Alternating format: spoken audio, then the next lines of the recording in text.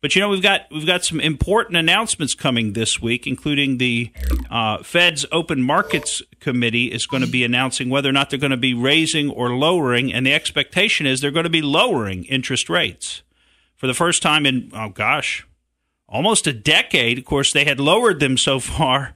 They lowered them to zero under when President Obama first came into office. And so they haven't had the opportunity to lower them because obviously you can't go – well, I guess you can go below zero. They do that in Europe with a negative interest rate policy.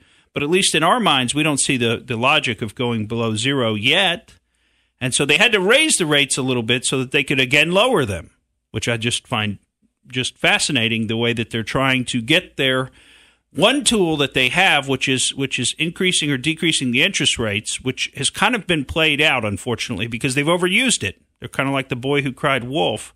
They've cried wolf too many times, and now it doesn't work anymore to turn on the money spigots, or at least it doesn't work in the same way that it used to. But this will be a big week for announcements, including some U.S. payroll data is going to be coming out, some European announcements, and various things about how the economy is doing around the world. And if you're scratching your head and saying to yourself, okay, why are they going to lower rates? Because our economy looks healthy.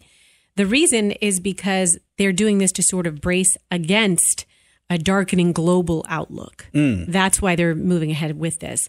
And I would imagine that doing this will help our housing market stay somewhat stable as well. Well, that's the hope. I mean, that's the hope, because we see all kinds of indicators that things are slowing down a little bit. And, of course, as we know, we're overdue for a cyclical recession, which we expect to see about every 7 to, I guess, at the outside, maybe 8 to 10 years. But, it's really more like 7 years, and we're overdue by about a year, I think, already. The reason that we are overdue, a lot of people say, is because we just didn't have a bounce back. Those initial years when we were not in a recession or making the turn, it was a slow turn. Thank you for listening to the Morgan Streetman Show. We hope you enjoyed what you heard, and if you did, please click like and subscribe to help us out. And remember that we recommend that you exercise your brain at least once a week.